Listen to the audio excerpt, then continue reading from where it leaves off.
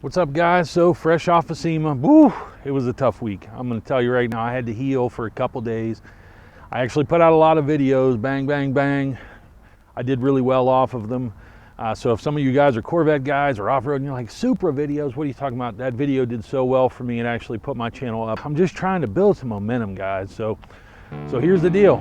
Today is the day, Ford versus Ferrari. And I want to tell you in this video, well, I don't care if you're a Corvette guy, Supra guy, import, I don't care.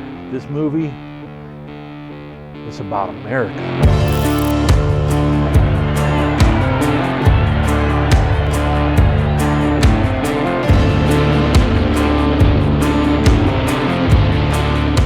So if you're a real car guy, I'm going to tell you this video is for you.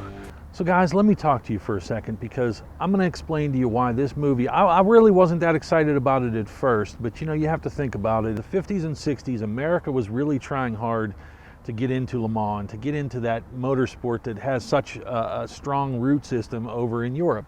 And obviously logistics and things like that, shipping cars from America over to Circuit de la Sarthe and places in France, it was difficult.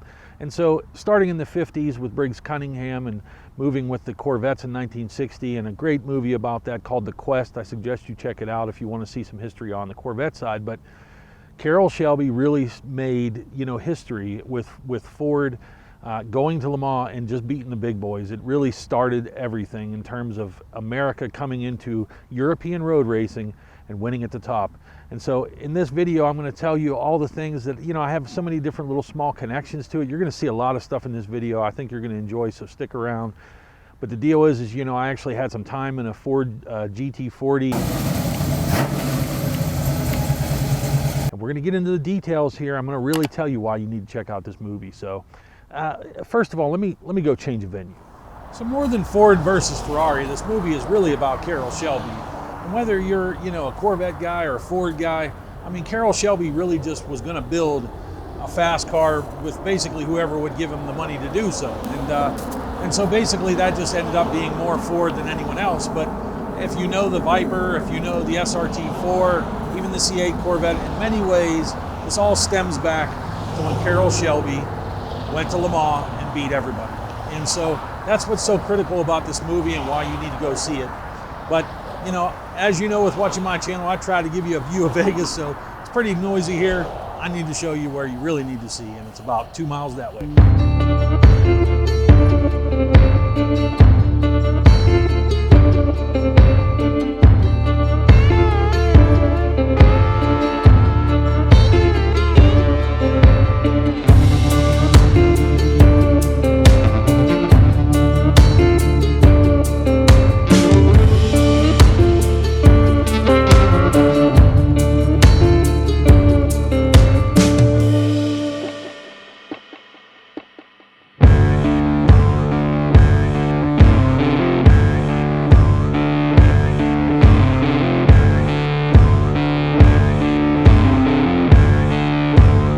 Alright guys, so I always commit to trying to give you the best of Vegas. I hope this is good. So the story of Ford versus Ferrari really stems into 1966.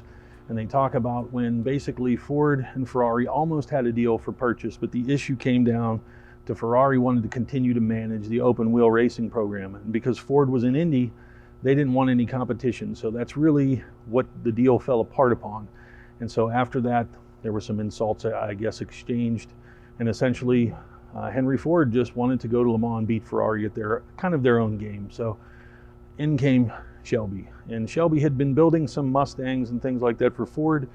And basically they asked him, you know, to make the program win because in the first 2 years, it was not very successful. They had a lot of different issues with the engine and things like that. So we're actually going to take a look at a GT40 here in a second. But as you can see in the Shelby Museum in Las Vegas, this is actually just very close to the Strip. So if you're ever in Las Vegas, free museum, come check it out. So essentially in the movie, you're going to see something like this here. This is basically what appears to be, this is a Mark II, I believe. The car that I drove, which I will show you a little bit of footage of right here.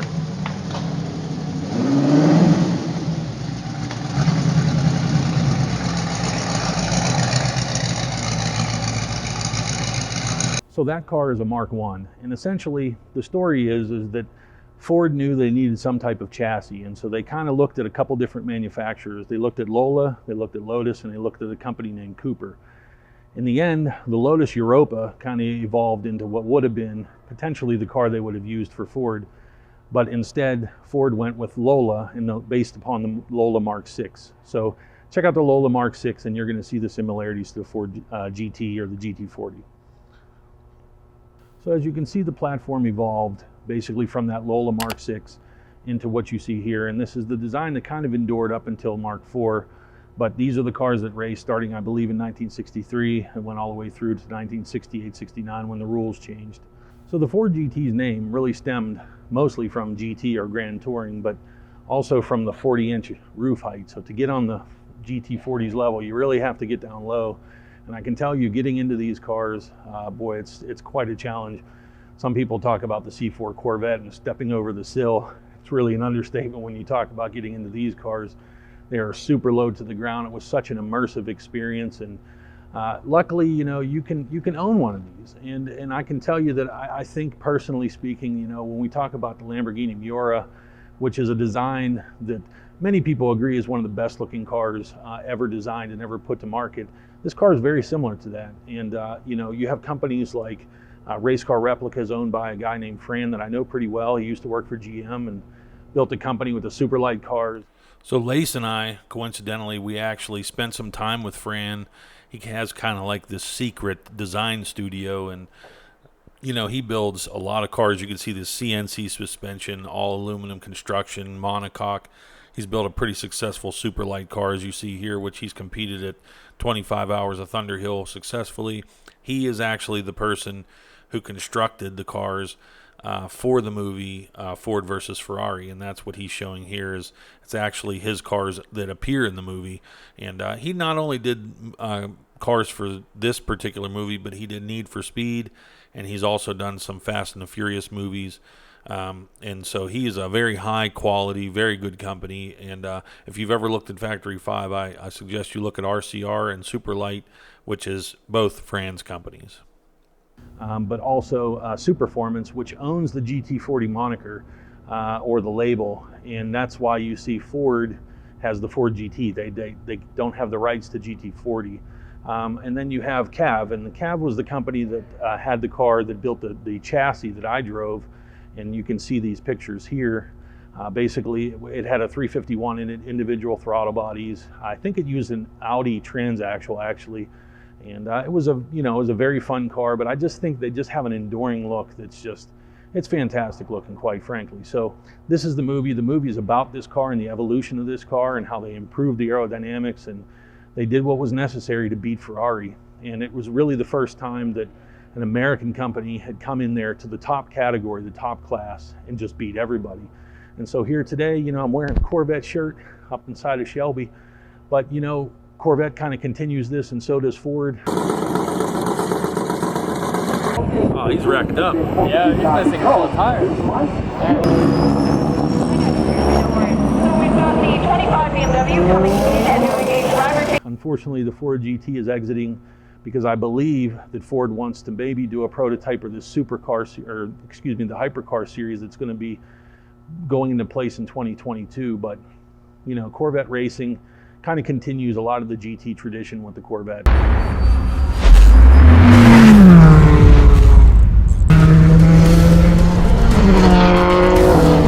So I guess watching this movie and getting ready to see it, I guess my concern is will Carroll Shelby really be captured by Matt Damon?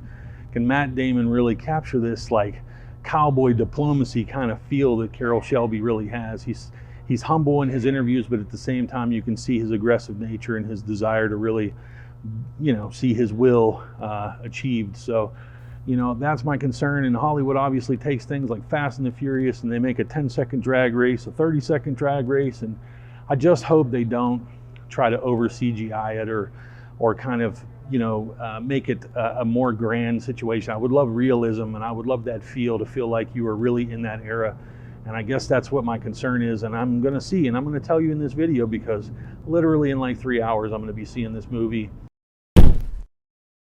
All right guys, so I've woken up.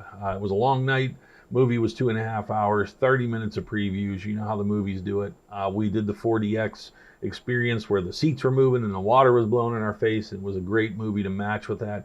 If you have the opportunity to see it that way, definitely do it.